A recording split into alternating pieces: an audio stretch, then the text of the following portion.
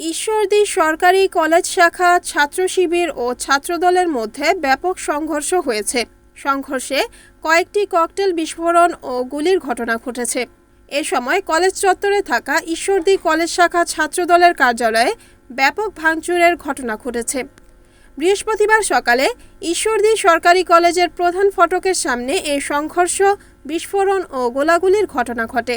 এ সময় বিক্ষোভকারীদের ছোড়া ইটের আঘাতে সাংবাদিক ও পুলিশ সহ 7 জন আহত হয়েছে।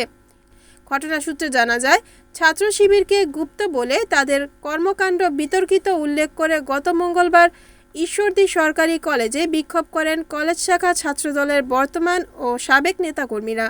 তারাই প্রতিবাদে বুধবার সকালে বিক্ষোভ কর্মসূচি ঘোষণা করেন ঈশ্বরদী কলেজ শাখা ছাত্র শিবিরের নেতাকর্মীরা।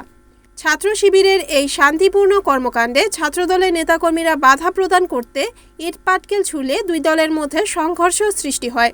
এ সময় ছাত্র শিবির ও ছাত্রদল নেতাকর্মীদের মধ্যে ধাওয়া পাল্টা ধাওয়ার ঘটনা ঘটে। ধাওয়া পাল্টা ধাওয়ার এক পর্যায়ে ছাত্রদল নেতাকর্মীরা ছত্রভঙ্গ হয়ে যায়। এ সময় ছত্রভঙ্গ হয়ে ছাত্র শিবিরের মিছিল লক্ষ্য করে 2 রাউন্ড গুলি ছুড়ে পালিয়ে যায় ছাত্রদল নেতাকর্মীরা।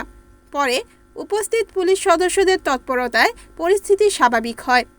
পরে কলেজ গেটে পড়ে থাকা একটি তাজা ককটেল উদ্ধার করেন police. Report Tuhin Hossain, NNTV, Pabna.